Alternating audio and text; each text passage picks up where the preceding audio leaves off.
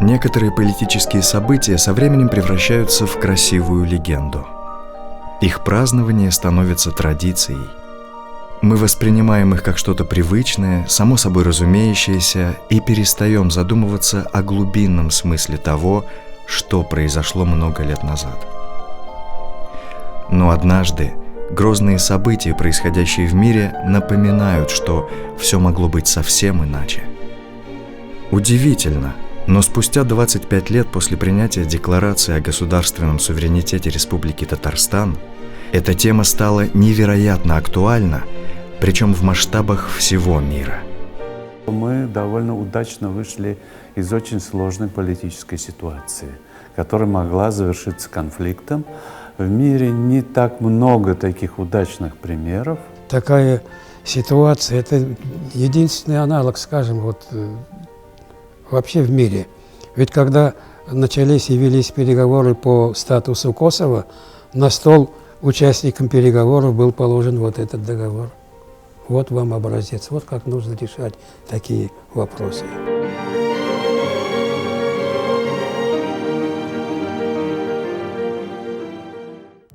2015 год. Планету лихорадит от религиозных и межэтнических конфликтов. В Сирии идет гражданская война между суннитами и алавитами. Турция воюет против курдов, стремящихся создать собственное государство на ее территории. В Испании требует отделения Каталония, Баски.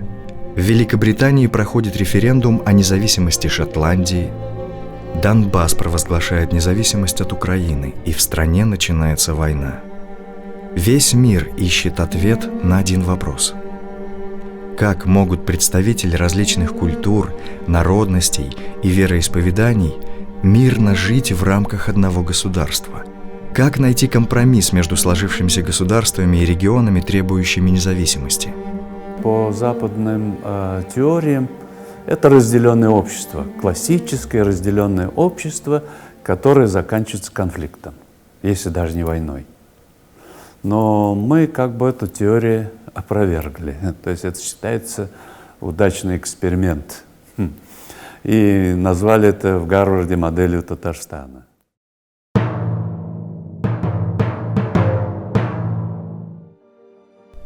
1990 год. Советский Союз еще жив, но это уже совсем другая страна. Обстановка накалена до предела. Люди не хотят жить по-прежнему. Правда, пока они плохо представляют, какие им нужны изменения и какими средствами их следует добиваться. Пресса и телевидение публикуют материалы без цензуры. Все то, что запрещалось десятилетиями, теперь обретает право на существование. В Татарстане на первое место выходит самый острый вопрос. Сначала о том, что автономные республики должны быть приравнены в правах с союзными, а затем и о государственном суверенитете. Тем более, что у татар, в отличие от многих народов, жива историческая память о собственной государственности. Другие народы, скажем, чуваши, мордва, они входили в состав Казанского ханства. Они самостоятельного государства не имели. Эти республики учреждены советской страной, и они должны быть благодарны большевикам и Ленину за то, что им была дарована такая республика. А Татарстан – это республика, независимость которая идет издревле. Это в крови, в менталитете народа. Это особая республика, особый народ, и который, кстати говоря, в особых отношениях всегда находился с русским народом с древнейших времен. Суть проблемы очень проста. Люди хотят сами распоряжаться землей, на которой живут. В Татарстане богатые нефтеносные районы, большие заводы, развитое производство. Но жители ТАССР не получают от этого никаких преимуществ. Общим для всех татарстанцев не устраивала экономическая ситуация и права экономические. 2% собственности просто Татарстану принадлежало. Это всякие мелкие фабрики, кондитерские, все прочее. Вот такая мелочь. Я уж и перечислять не буду это. Так называемая местная промышленность. кирпичи там, и все прочее такое, все это за республикой было. 2% всего. Это, а нефть Татарстан добывал тогда. Было времена, когда мы по 100 миллионов тонн давали нефти. За счет нашей нефти страна жила. И не только страна, но и компартии других стран, которых мы поддерживали. Все это было. А Татарстану, в беднейшем положении Татарстан по сравнению даже вот с теми республиками, у которых ничего не было. В результате в Татарстане появляются мощные радикальные силы, которые требуют полного отделения республики от Советского Союза и создания независимого государства. Во главе этого движения становится созданный в 1989 году Татарский общественный центр ТОЦ.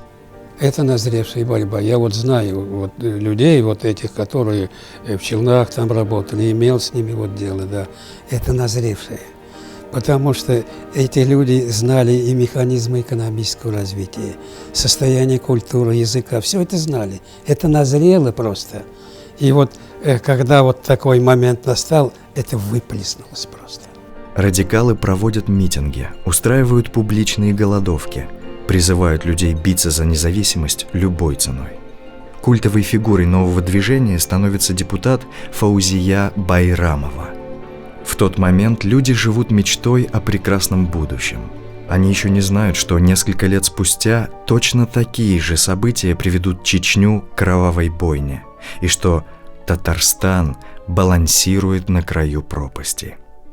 Командующий Приволжским военным округом Альберт Макашов, очень воинственный генерал, конечно, дал, многие документы были уничтожены, но некоторые из них я обнаружил, изучил, дает команду в Казань подготовить 150 спецназовцев, которые в сопровождении танков и бронетранспортеров должны занять важнейшие государственные учреждения, аэропорт, вокзал и так далее.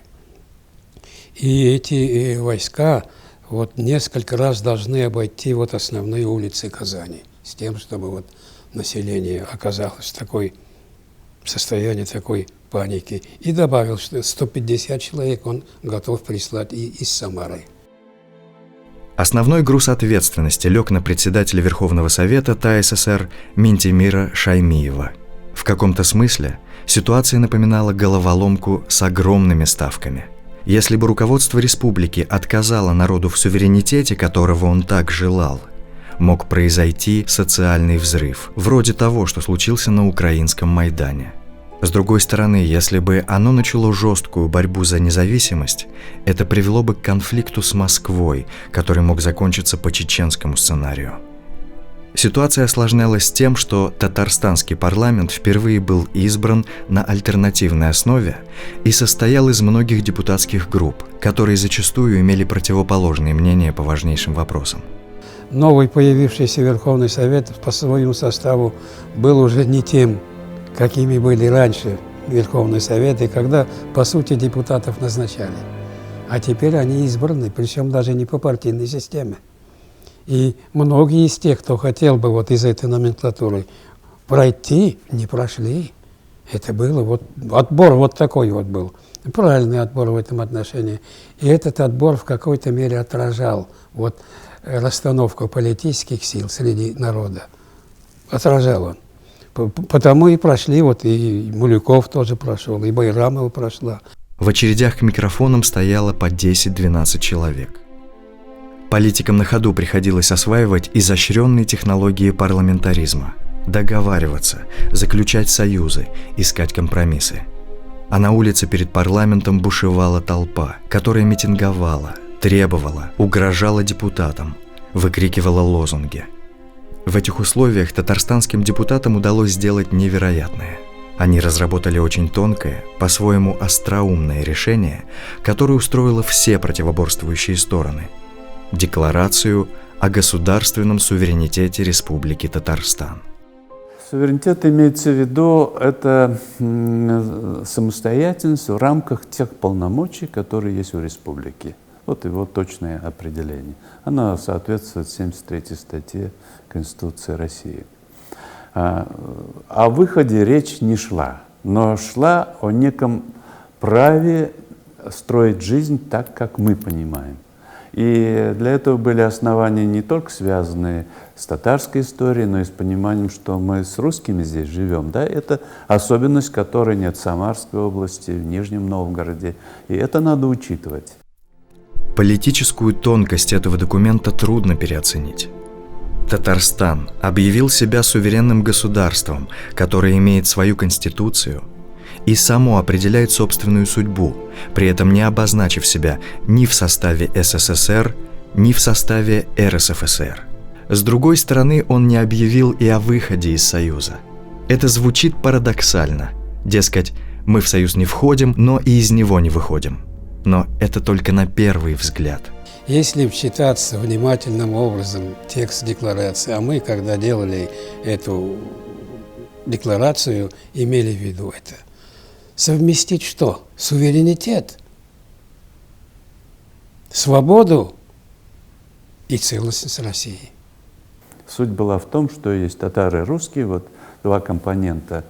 А татары требовали равенства двух языков, а русские боялись распада России и, значит, выхода Татарстана или слишком большой самостоятельности, которая позволит, ну, каким-то образом ущемлять права русских, да, вот так скажем.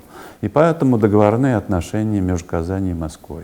Вот эти два пункта, они закрепились в Декларации о суверенитете, а затем стали основой и Конституции, ну и других законов. Американские штаты, будучи частью США, обладают огромными полномочиями. Они имеют собственную конституцию, парламент и Верховный суд, принимают свои законы, вводят налоги.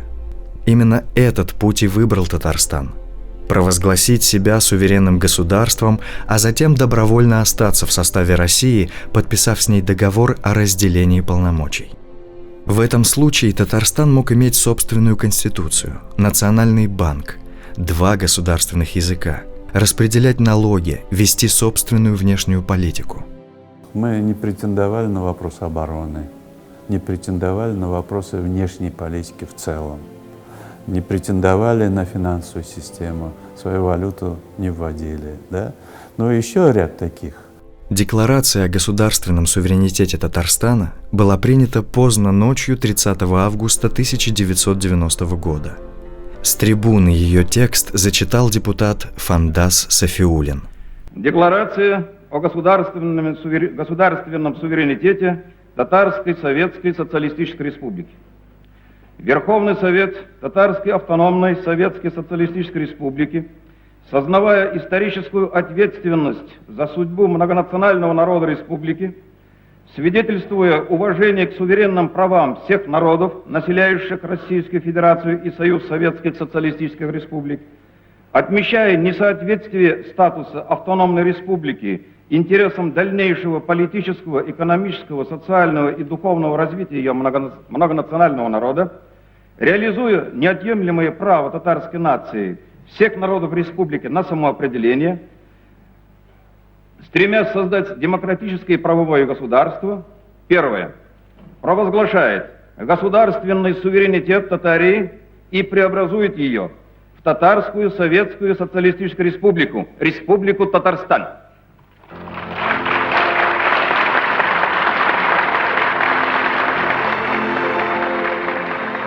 Однако принятие декларации о суверенитете было только началом длинного пути. Ведь еще предстояло убедить Россию принять условия, предложенные Республикой Татарстан, и подписать договор. А это была непростая задача. С обеих сторон, российской и татарстанской, были сформированы очень представительные рабочие группы. Дискуссии были бурными и поначалу очень жесткими. Мы выстроили саму технологию переговоров на разных уровнях, на 3. То есть один политический уровень был, где там Шаймиев и Ельцин, вот, и вокруг них политическая команда, я был в политической. Следующий на уровне кабинета министров, там премьеры, вот выясняли отношения, готовили соглашения фактически, и на уровне министерств. И мы пошли путем наиболее удобных соглашений, да, которые безболезненны. Та российская сторона исходила из того, что вот все наше, вот все, что есть в России, это наше. Мы ведем только речь о том, чтобы часть вот того, что сегодня наше, передать вам в пользование, не в собственность, а в пользование. Что я говорю, давайте тогда декларацию посмотрим. Там написано, что земля, ее недра и вся собственность являются достоянием многонационального народа Татарстана. Да, ну что, хорошо. И что из этого? Он уже начал побаиваться. Я говорю, ведь если у меня есть собственность, для кого я должен собирать налоги? Для себя. А что это значит? Одноканальный налог. У вас все? Я говорю, еще не совсем. А что? Я говорю, налог – это же источник бюджета. Нужен самостоятельный бюджет. Записывает. А что, все? Нет, не все. А что еще? Я говорю, бюджет – это же деньги. Нужен карман, куда класть. Национальный банк. И вот это где-то в течение каких-нибудь 7 минут произошло. 1992 год. Российские переговорщики предъявляют требования. Прежде чем вести переговоры о суверенитете и разграничении полномочий, докажите, что народ действительно этого хочет. В ответ Верховный Совет Татарстана назначает на 21 марта референдум о государственном статусе республики. Гражданам предлагают ответить на простой вопрос. Согласны ли вы, что Республика Татарстан – суверенное государство, субъект международного права, строящий свои отношения с Российской Федерацией и другими республиками, государствами на основе равноправных договоров? Референдум вызывает огромный резонанс в республике, но встречает очень резкое противодействие федерального центра. Конституционный суд заранее признает референдум не соответствующим Конституции РСФСР, неправомерным. В средствах массовой информации людям доказывают, если проголосуете за суверенитет, случится катастрофа. В обществе идут бурные дебаты. Прокуратура запретила открыть участки. И вообще, вот если уж так о референдуме, ведь я уже как-то говорил, что на сессии Верховного Совета РСФСР обсуждался этот вопрос.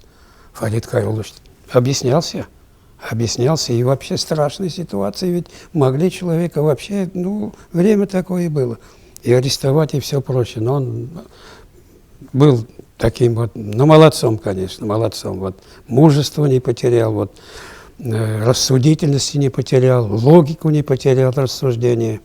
И там вот на сессии Валерий Зорькин, суд которого запретил проведение референдума, сказал так: если на референдуме на поставленный вопрос будет дан положительный ответ, это будет юридической основой для провозглашения независимости. Так будет считать любой юрист и будет прав. Если завтра придут другие вместо товарищей Мухаммедшина и Шаймиева лидеры и скажут, что народ проголосовал, и мы выходим, юридически, я заверяю вас, они будут правы, и никто не посмеет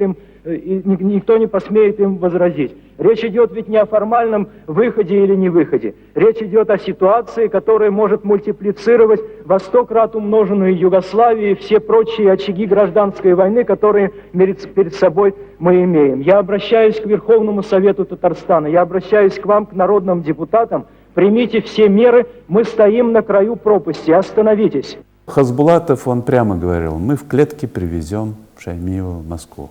Это планировалось. И он сам был здесь в войсках, в Марийских лесах. Десантная дивизия перебрасывалась из Латвии в Ульяновск. Вот. То есть такой вариант был. И я знаю, он рассматривался. Но мне Скоков, он тогда был секретарем Совета Безопасности, он объяснил так, почему все же его не реализовали. Там была партия, так сказать, ястребов и голубей. Понятно, что там в Москве, в Кремле, у них у самих было это раздвоение. Что повлияло, мы, говорит, изучили настроение людей. И там было, говорит, единство. Это был главный аргумент, что в Татарстане есть единство населения вокруг фигуры Шаймиева. Сообщаем результаты референдума. В голосовании приняло участие 82% населения от общего числа включенных в списки. За проголосовало 61% от общего числа голосовавших. Наблюдателей было огромное количество. Но тоже, кстати, в нашу пользу сыграло. Потому что иностранных много было, да? И там же кричали в Верховном Совете России, что будут реки крови, там то, все, там, чего только не наговорили. И поэтому страхи были. А здесь спокойно прошло, там, буфеты открылись, народ гулял. Потом я уже ознакомился с некоторыми документами, потом уже, да, действительно очень сильно были напуганы вот этим референдумом, очень сильно были напуганы. Они сказали, что это всего лишь социологический опрос, а не референдум. Поэтому, извините, давайте дальше продолжать переговоры.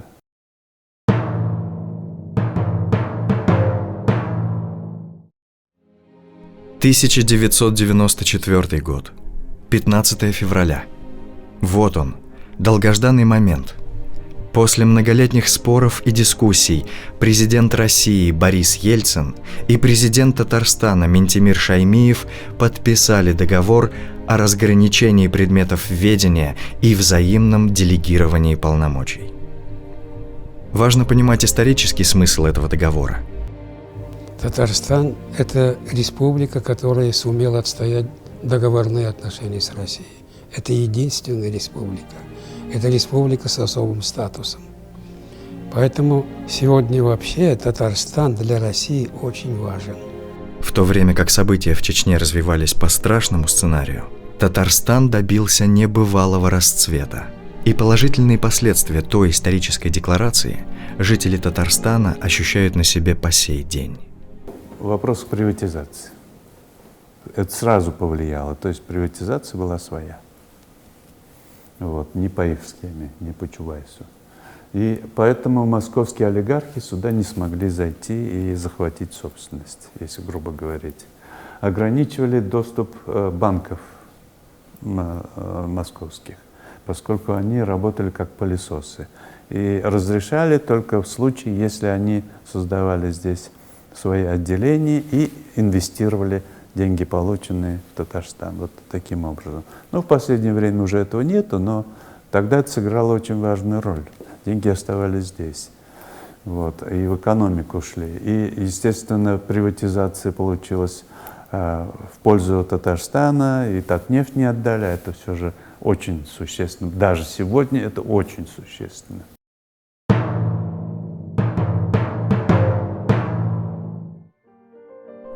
– 2015 год.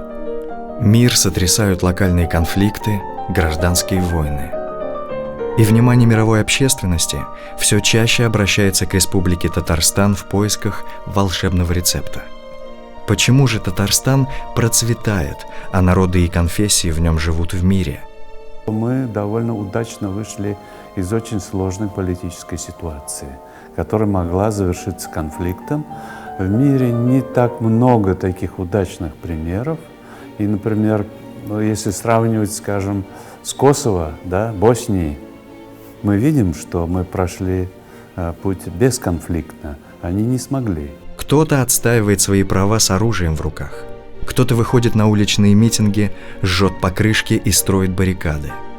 Республика Татарстан сделала ставку на другие инструменты – развитый парламентаризм и культуру политического диалога.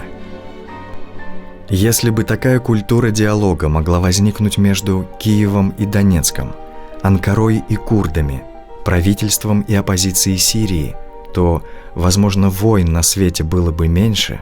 Переговорщики, вот недавно мы здесь собирались, даже конференции провели, да это вообще уже такая родня, да, там мы забыли, что, значит, бились чуть не насмерть, да, там угрожали и так далее. Все уже родственники почти. И там им всем был, как и Бурбулис приехал: о, ребята, как вы тут живете? А как мы тогда ведь смогли, да, там избежали чеченского варианта. Самое важное, конечно, это положение самой страны России. Вот что бы и как бы, кто бы ни говорил, татары за целостность России. потому что разрушение России – это разрушение целостности самих татар, самого татарского народа. Поэтому кто бы, как бы и что бы ни говорил, вот в этом отношении они допускают очень большую ошибку. Поэтому татарстанский фактор – это фактор укрепления целостности страны. Это для нас важнейшая забота сегодня.